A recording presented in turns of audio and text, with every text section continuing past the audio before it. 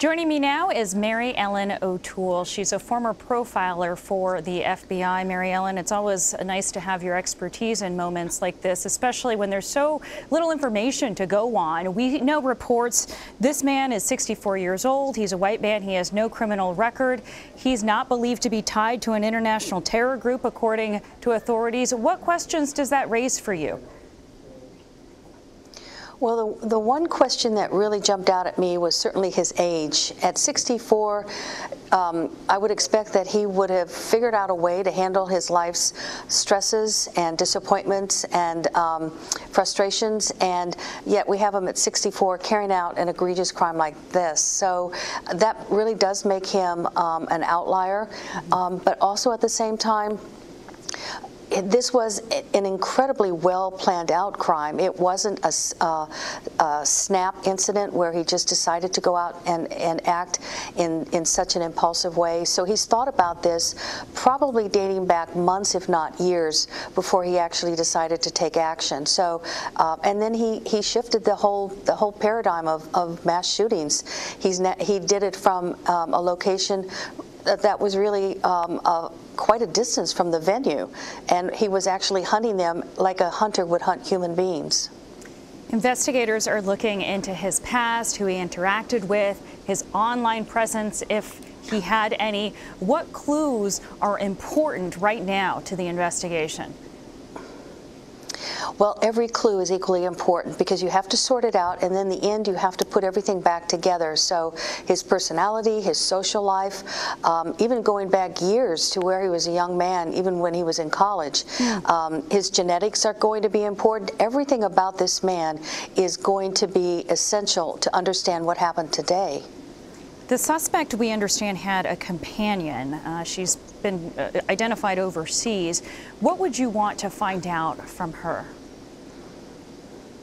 I'd want to find out what she knew about this incident. I'd want to find out, did her travels to the Philippines coincide with this event? In other words, did she know about it and wanted to get out of the area, or was she afraid of him?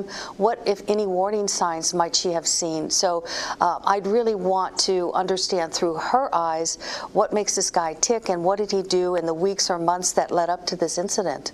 You may have heard, we've been airing it here at CBSN, his brother gave an interview to the media. He said he was shocked, he was dumbfounded.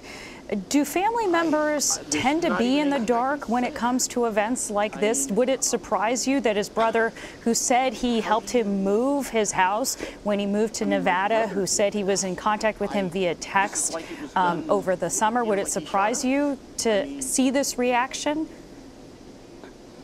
No, it would not surprise me at all. It really depends on the closeness of their relationship. But because this shooter was 64 years of age, he was at a level of maturity, unlike the typical shooter who's in their 20s, where he's able to keep things very close to the vest and not tell other people and not bring relatives or people into, his plans or his thinking about what he intended to carry out. So if he was not close to his brother, or if he was paranoid and didn't trust his brother or anyone else, he would have been very closed about who he shared his intentions with.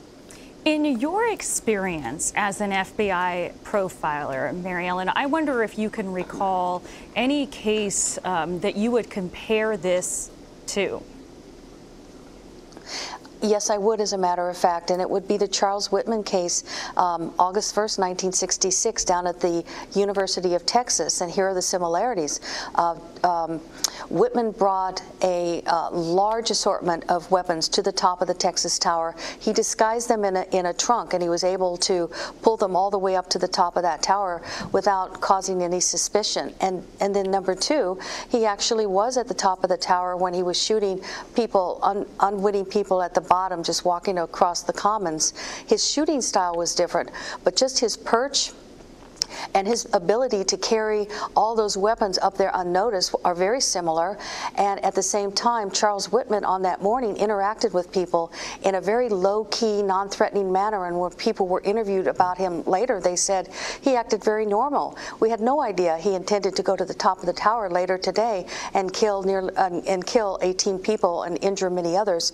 So the similarities between his behavior very similar to what we saw today. And what did the motive end up being in that case? It was the motive in that case included the fact that he wanted to get back at his father, and he also had killed his mother and his wife prior to going up there that day. He was very angry at his father. He was angry because he also lost his status at the university. He thought his wife was leaving him because there were indications that she was going to file for divorce. So he was very angry and wanted to show his father that he was not the loser that his father thought he was. And that was part of it, part of the motive as well. When we talk about motive in the media, and we always want to know what led to this, a mass shooting, a mass murder, all of them I presume to be strangers, people he didn't know. How do you see and define motive? I define motive by what were the intentions of the shooter. What did he intend to do? It's too difficult to get inside their head and realize their emotions. So you have to look at their intention. So in this case, his intention, based on the planning, based on the weapons, and based on the victim pool that he chose, was to accomplish maximum lethality, which means kill as many people as he could. Based on how he carried out that crime, he was cool, calm, and collected. It was well planned, well thought out. There was a good deal of strategizing it. It was cold-blooded, it was purposeful, and it was very predatory.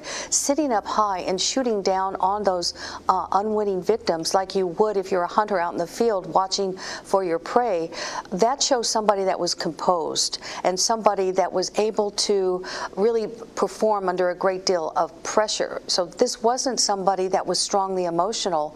It also tells me that he saw those victims as objects and not humans, and it takes a long time for somebody's thinking to evolve to the point where they can look at other humans as objects. Mary Ellen OToole, former profiler for the FBI, we really appreciate your insight on this. Thank you. You're very welcome.